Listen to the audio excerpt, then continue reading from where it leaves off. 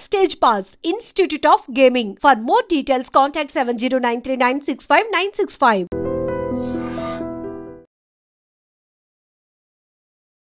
నమస్కారం, welcome to I dream. ధర్మ మార్గం విత్ విజిత కార్యక్రమానికి స్వాగతం.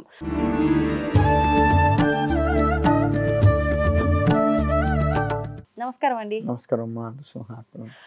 మామూలుగా భక్తి నవవిధ భక్తి మార్గాలు అంటారు. మనం భగవంతుడి పైన భక్తిని చూపించుకోవాలంటే మనం ఈ 9 మార్గాల్లో ఏదో రూపంలో చేస్తే సరిపోతుంది అని అంటారు. అంటే ఎంతసేపు నేను కొబ్బరికాయలు కొడతా, పూజ చేస్తా, పువ్వులు కావాలి, నాకు ఈ హడావిడి ఆడంబరం ఒక్కటే ప్రతి ఒక్కరికి కనిపించేది. కానీ అదంతా ఏం కాదు. ఇన్ని రకాల్లో నువ్వు ఏ మార్గాన్ని ఎంచుకున్నా పర్లేదు అని అర్థం. ముఖ్యంగా నేను దీంట్లోంచి శ్రవణం అని తీసుకుంటున్నా. అసలు ఏంటి శ్రవణ భక్తి అంటే ఏంటో వివరించండి. తప్పకుండా అమ్మ. ప్రహ్లాదుల వారు మార్గాన్ని ఉపదేశించిన భక్తి మార్గాల్లో, నవవిధ భక్తి మార్గాల్లో శ్రవణం ఫస్ట్ది. శ్రవణం, కీర్తనం, విష్ణు స్మరణం, పాదసేవనం, వందనం, దాస్యం, సఖ్య, ఆత్మ నివేదనం, ఇలా నవవిధ భక్తి మార్గాలు వెళ్ళిపోతూ ఉంటాయి. శ్రవణ మార్గము ఇది మొట్టమొదటిది. ఈ శ్రవణము అంటే ఏంటి అంటే వినటము.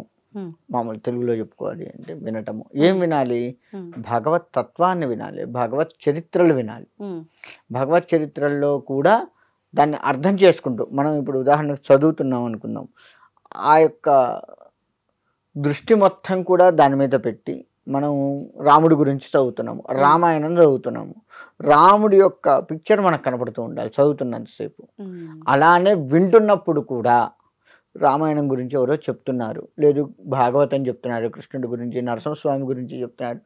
మనకు మొత్తం కూడా వాళ్ళు చెప్పేది దృష్టి, వాళ్ళు చెప్పేదాని మీద మనం కనుక దృష్టి పెట్టి విన్నట్లయితే నిజంగా నరసింహస్వామి మన కళ్ళ ముందు కనపడతాయి. నిజంగా ప్రహ్లాదుడికి పెట్టినటువంటి కష్టాలు మన కళ్ళ ముందు కనపడతాయి.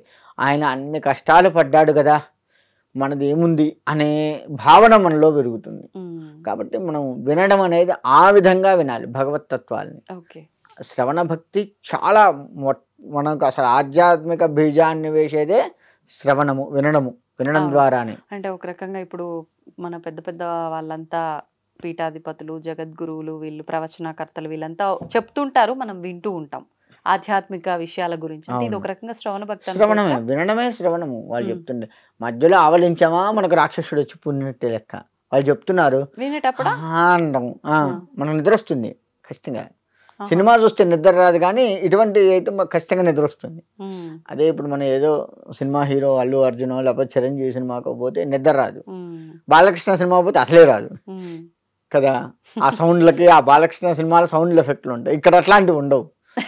బాలకృష్ణ ఇష్టం అనుకుంటా, అట్లేం లేదు, జనరల్ గా చెబుతున్నాను. ఇక్కడ అవన్నీ ఉండవు. ఆ మైకు, ఆ గురువు గారి గొంతు తప్ప ఇంకేమి ఉండవు కదా. కాబట్టి అటువంటి భక్తి అంటే రాక్షస గుణం మనలో ఉన్నది కాబట్టి మంచి ఏది విన్నయదు. దానికి తార్కాణమే ప్రహ్లాదుడి తల్లి. ఆమె పేరు అసలు కయాతువు. ప్రహ్లాదుడి తల్లి పేరు కయాతువు. అయితే లీలావతి అని చెప్తూ ఉంటారు, కానీ కయాతువు ఆమె పేరు. ఇంద్రుడు ఆమె గర్భంలో ఉన్నటువంటి శిశువుని సంహరిద్దాము, శేషం మిగలొద్దు అని చెప్పేసి హిరణ్యకశిపుడు తపస్సు చేసుకోవడానికి వెళ్తే ఆమెను తీసుకొని వెళ్తూ ఉంటే నారదుల వారు అడ్డగించి ఆ లోపల ఉన్నది భాగవతోత్తముడు, ఆమెను సంహరించకూడదు, బిడ్డను సంహరించకూడదు అని చెప్పేసి తీసుకెళ్ళి నారదుల వారి ఆశ్రమానికి తీసుకెళ్ళి కూర్చోబెట్టి విష్ణు తత్వం చెప్తూ ఉంటాడు. ఆమె రాక్షసి కదా, తత్వం చెప్తూ ఉంటే గర్భిణి అయిన ఆమె నిద్రపోతుంటుంది. లోపల ఉన్నటువంటి శిశువు ఊము కొడతాడు. అందుకే మనకి గర్భిణీలు ఎక్కువగా భగవత్ సంబంధించిన వినాలి, చదవాలి అనేది. ఎందుకంటే లోపల ఉన్నవాడు భాగవతోత్తముడుగా మారతాడు.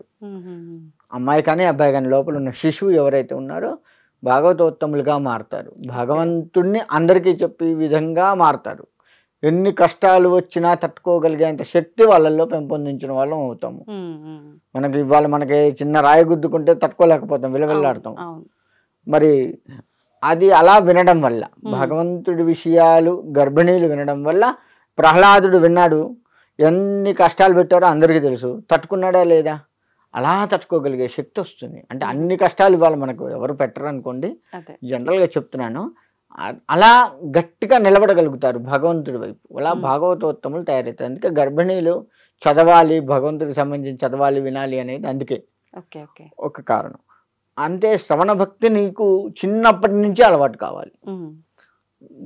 అలా అలవాటు అయినట్లయితే నీవు చక్కగా భగవత్ మార్గంలో వెళ్ళగలుగుతాం. మనం వెళ్ళి భగవంతుడి యొక్క అనుగ్రహాన్ని పొందగలుగుతాం. అది శ్రవణ భక్తి గొప్పతనం. అందుకే చిన్నప్పటి నుంచి ఈ వయసులో ఎందుకు చదవటం, ఈ వయసులో దేవుడు అవసరమా, నీకు 60 ఏళ్ళు వచ్చిన తర్వాత చేయొచ్చని మాట్లాడుతుంటారు. అది కాదు. చిన్నతనం నుంచి ప్రహ్లాదుడు మనకు చూపించిన మార్గం అదే, శ్రవణ భక్తి ద్వారా.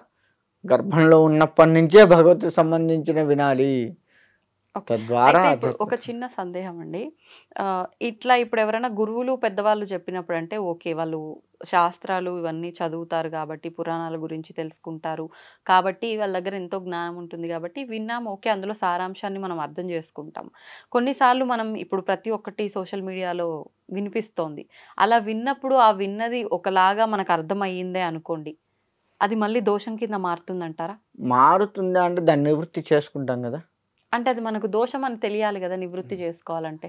మారుతుందా అంటే కొంత మారే అవకాశం ఉంది. కాకపోతే నువ్వు భగవంతుడి వైపు మొగ్గు చూపి వింటున్నావు కాబట్టి దోషరహితంగా కూడా భగవంతుడే మారుస్తాడు.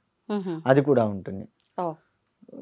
ఉదాహరణకి చాగంటి గారు చెప్పారు, విన్నారు, అది బాగుంది, నేను చెప్తున్నాను, నాది విన్నారు, నా దాంట్లో నుంచి దోషరహితంగా తీసుకున్నారు. కానీ భగవంతుడి గురించి చెప్తున్నాను కాబట్టి నువ్వు వింటున్నావు అనేది మైండ్లో పెట్టుకునే కదా కూర్చుంది. సో అది ఒక తప్పుగా నీకు తెలియదు, కానీ దాన్ని దోషరహితంగా భగవంతుడే మారుస్తాడు. శ్రవణ భక్తి గొప్పతనం అదే. అందుకే భగవంతు సంబంధించింది చదివినా విన్నా, మనం ఎన్నిసార్లు విన్నా సరే, ఎన్నిసార్లు చదివినా సరే ఒక కొత్త విషయం తెలుస్తుంది. ఉదాహరణకు భగవద్గీత తీసుకుందాం, 100 సార్లు చదివాం, 100 రకాల విషయాలు తెలుస్తాయి. 101వ చదివాం, కొత్త రకం విషయం తెలుస్తుంది. 100 సార్లు చదివాంగా నాకు అంతా తెలుసు కాదు, కొత్త విషయం మళ్ళీ దొరుకుతుంది మనకు అందులో. అది భగవంతుడి యొక్క గొప్పతనం. ఎన్నిసార్లు విన్నా దాంట్లోంచి కొత్త విషయాన్ని మనం తెలుసుకోగలుగుతూ ఉంటాం. అదే శ్రవణ భక్తి గొప్పతనం. అలా తెలుసుకోగలుగుతూ ఉండి మనం భాగవతోత్తముల్ని మనం తయారు చేసిన వాళ్ళం అవుతాం. ఇది గర్భిణీలు కనుక ఆ పని చేస్తే వింటే. అంటే ప్రహ్లాదుడు శ్రవణ భక్తి మార్గంలోనే నారసింహస్వామి భక్తుడుగా అయ్యాడు. ఇంకెవరైనా ఉన్నారా అలా పురాణాల్లో? అలాంటి వాళ్ళు చాలా మంది ఉన్నారు. భక్త తుకారం గారు, ఇట్లా చాలా మంది ఉన్నారు. తులసీదాస్ గారు, ఇటువంటి వాళ్ళందరూ కూడాను, అదే త్యాగరాజు గారు, ఇట్లా చాలా మంది ఉన్నారు. అలాంటి వాళ్ళల్లో అక్కడ దాకా కాదు, మన కలియుగంలోనే ఉన్నారు. ఇప్పుడు మన కళ్ళ ముందు కూడా ఉన్నారు. అన్నదాని చిదంబర శాస్త్రి గారు, ఆయన రామాలయం కట్టిన దగ్గర యంత్రాన్ని ఇచ్చారు. మరి ఆయన అలా వాళ్ళ తల్లిదండ్రులు వినబట్టే కదా అలా మారారు. ఇవాళ లెక్క వేసుకుంటే మరి చాగంటి గారు లెక్క వేసుకోండి, వాళ్ళ అమ్మా నాన్నగారు వినబట్టే కదా ఆయన అంత గొప్పగా ప్రవచనం చెప్పగలిగాడు. సామవేద షణ్ముఖ శర్మ గారిని తీసుకోండి, మనకు తెలిసిన వాళ్ళు ఇట్లా ఉన్నారు. అయోధ్యలో రామ మందిరం కట్టినప్పుడు అన్నదాని చిదంబర శాస్త్రి గారు యంత్రం వారే తయారు చేసి ఇచ్చారు. మరి అంత గొప్ప పుణ్యం కలిగిందంటే చూడండి, వాళ్ళ తల్లిదండ్రులు చేసిన ఫలితం వీళ్ళకి అందింది. వాళ్ళందరి మార్గం ఇవాళ మనం ఆదర్శంగా తీసుకుని కలియుగంలో ప్రస్తుతం మన కళ్ళ ముందు కనపడే వాళ్ళు వీళ్ళందరూ కూడా. చాలదా, ఎక్కడో పురాణాలు భక్తత్కారాన్ని నేను చూడలేదు, నాకు ఆయన గురించి తెలియదు అనుకుని తెలిసిన వాళ్ళు ఉన్నారు కదా. మనం అనర్గళంగా నీకు ఏది అడిగినా చెప్పగలిగే వాళ్ళు ఉన్నారు కదా. వీళ్ళందరూ కూడా శ్రవణ భక్తి ద్వారా ఉండి మనకి వాళ్ళ ఆదర్శ మార్గంగా నిలిచిన వాళ్ళే కదా. చాలదా, వీళ్ళని తీసుకుంటే చాలదా మన కంటి ముందు కనపడుతున్న వాళ్ళని. అలా శ్రవణ భక్తి అనేది అంత గొప్పది. ఆ కాలము ఈ కాలము, కృతయుగము నరసింహస్వామి మొట్టమొదటి యుగం కృతయుగం. అప్పుడు ప్రహ్లాదుడు తీసుకోవచ్చు, ఇప్పుడు తీసుకుంటే సామవేద షణ్ముఖ శర్మ గారు లాంటి పెద్దవాళ్ళని, వాళ్ళని గురువుల్ని తీసుకోవచ్చు. చాలదా, 4 యుగాల్లో మనకు దొరికారు. అంతకంటే మనకు తరించిపోవడానికి మార్గం ఏందమ్మా. కాబట్టి శ్రవణ భక్తి వల్ల వాళ్ళ పెద్దవాళ్ళు మనకు ఎట్లా చెప్తే మనం వింటున్నామో, మన పిల్లగాళ్ళు తర్వాత తరం వాళ్ళకి చెప్తే వాళ్ళు విని తరించిపోతారు కదా. అలాంటి వాళ్ళ మళ్ళీ మనం కూడా తయారు చేస్తాం కదా. ఇప్పుడు వీళ్ళతో అయిపోదు కదా, అయిపోకుండా చేయగలగాలి. అది శ్రవణ భక్తి గొప్పతనం. ధన్యవాదాలండి. మంచిదమ్మా. తవ్వుతూనే శివలింగం సరే, దాన్ని అట్లా కప్పేసేయండి, చూపించదండి. మూర్తి పూజ కాదు, సాక్షాత్ బ్రజేంద్ర నందన భగవాన్ ఉన్నారు మూర్తిలో. ఏమీ ఆశించకుండా ఆరాధించే వాళ్ళు కూడా ఉన్నారా ప్రభుజీ? నిజమైన భక్తి అంటే మనకు తెలియదు కాబట్టి